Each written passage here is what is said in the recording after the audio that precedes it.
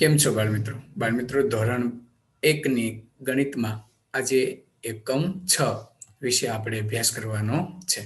બાળમિત્રો અત્યાર સુધી આપણે 9 એકડાઓ શીખ્યા. હવે આપણે 10 થી શરૂઆત કરી રહ્યા છીએ. અહીં 9 દિવસળી આપી છે. 1 2 3 4 5 6 7 8 9. 9માં 1 ઉમેરીએ તો 10 થાય છે. એટલે કે 10નું એક જૂથ બને છે. એટલે એને લખવા માટે એકડે મીંડે 10.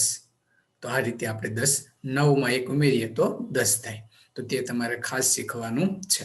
ત્યાર પછી હવે 10નું એક જૂથ આપણે સાથે રાખવાનું છે. 10 ને 1 અહીં 10 ને 1 11. અહીં બાળમિત્રો એકમ અને દશક અત્યાર સુધી આપણે એક સંખ્યા શીખ્યા.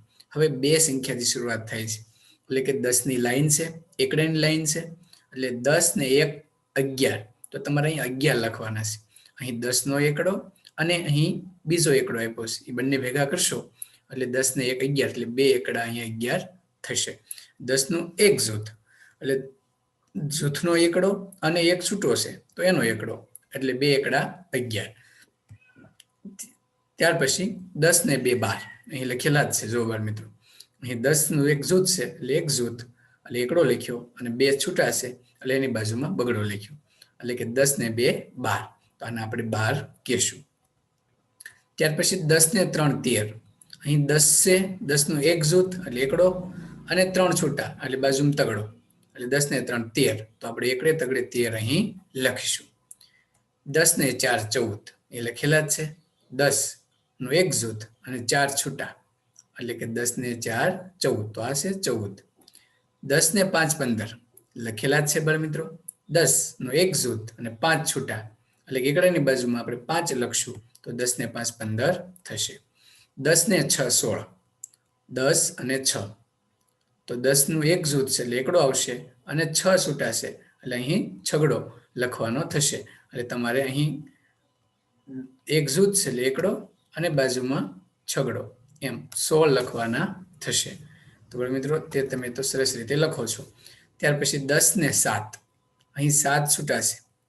તો તમે 7 અહીં આપેલા નથી તો તમારે અહીં 7 દિવાસળી દોરવી પડશે. મિત્રો તમારે 1 2 3 4 5 6 અને 7. 7 દિવાસળી ઘટે છે એટલે તમારે 7 દિવાસળી લખવાની થશે. તો મિત્રો 7 દિવાસળી લખાઈ સરસ રીતે પેન્સિલથી તમારે ત્યાં દોરી દેવાની છે. એટલે જો 10નું એક જૂથ 7 છૂટા 10 ને 7 17. તો આખી લાઈન છે એ પૂરી થઈ જાય છે. તો મિત્રો આ રીતે તમારે કામ કરવાનું છે અને સરસ રીતે તમે કરો છો. અગાઉના પણ જો ક્યાંય ઘટતા હોય તો આપણે ઉમેરવાના છે. અહીં 4 ઘટે છે તો મિત્રો અહીં તમારે 4 દિવાસળી દોરવાની છે. 4 છૂટી 1 2 3 અને 4. તો 10 ને 4 14. તો અહીં 14 થશે. તો મિત્રો એ તે જ રીતે જે સંખ્યા ન આપી હોય તેનું કામ તમારે કરવાનું છે.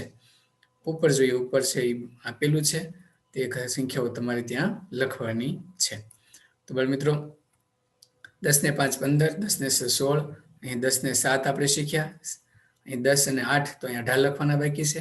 તો એક જૂથ એકડો લખશું અને બાજુમાં 8 છૂટા છે એટલે 8 લખશું. એટલે એકડે 18 ત્યાં લખીશું. અહીં 10 ને 9 આપેલા છે તો 19 તો કમ્પ્લીટ આપેલા છે. તો 10 ને 9 19 એવું આપણે પાકું કરીશું. અને 10 ને 10 20 થશે. અહીં 10નું એક જૂથ 10નું બીજું જૂથ એટલે કે બે જૂથ થયા તો અહીંયા 20 થયા. તો બગડાને મીંડે 20. તો મિત્રો અહીં આપણે ખાસ યાદ રાખશું 10 ને 1 11, 10 ને 2 12, 10 ને 3 13, 10 ને 4 14, 10 ને 5 15, 10 ને 6 16, 10 ને 7 17, 10 ને 8 18, 10 ને 9 19, 10 ને 10 20. તો અહીં આપણે સ્વાધ્યાય પોથીનું આ રીતે લેખન કરવાનું છે. જ્યાં દિવાસળી દોરેલી ન હોય ત્યાં તમારે દિવાસળી દોરવાની અને સંખ્યા લખવાનું બાકી ખાનું હોય તો ત્યાં તમારે સંખ્યા લખવાની છે. હવે કાર્ડ નંબર 6 ની અંદર બાળમિત્રો જે આપણે લાઈન શીખ્યા છે તે જ લખવાની છે. તો આપણે શીખ્યા છે 10 ને 1 11, તો 10 ને 2 12. તો બીજા ફુગાની અંદર આપણે 10નો એકડો અને બાજુમાં બગડો એટલે 12 લખીશું. ત્યાર પછી 10 ને 3 તો 10 અને 3 એટલે કે 10નું એક જૂથ અને 3 છૂટા એટલે 10 ને 3 13. ત્યાર પછી 10 અને 4 એટલે કે એકડે ચોગડે 14. એકડે પાછળ 15 આપેલા છે. ત્યાર પછી એકડે છગડે 16. હવે બાળ મિત્રો આવડશે ને? અહીં એકડે સાતડે એટલે 10 ને 7 17. અહીં આવશે 10 ને 8 એટલે કે એકડો અને આઠડો. અહીં 10 અને 9 અને બગડાના મીંડે 20. આ રીતે તમારે ફુગ્ગાની અંદર 11 થી 20 અંકો તમારે લખવાના છે. ત્યાર પછી નીચે બાળ મિત્રો એક સરસ મજાનું બાબલાનું ચિત્ર આપ્યું છે, જોકર આપ્યો છે. જોકરની અંદર આપણે 1 થી 20 સુધીના અંકો લખવાના છે. જે ઘટે તે લખતા જઈશું. અહીં 1 આપેલો છે તો બાજુમાં આપણે 2 લખીશું, 2. ત્યાર પછી 2 પછી આવે 3, 4 આપેલા છે તો 4 પછી લખવાના, 4 પછી 5, ત્યાર 5 પછી આવશે 6 તો 6 લખીશું, 7, 7 પછી 8, 8 પછી 9, 9 પછી 10 તો આપણે 10 લખીશું, 10 પછી 11 આપેલા છે, 10 ને 1 11 તો અહીંયા 10 ને 2 એટલે કે એકડે બગડે 12. પછી 10 અને 3 એટલે કે 10 ને 3 13. ત્યાર પછી 10 અને 4 એટલે કે 10 ને 4 14, 10 ને 5 15. આ રીતે બાળ મિત્રો તમારે 20 અંકો પૂરા કરવાના છે.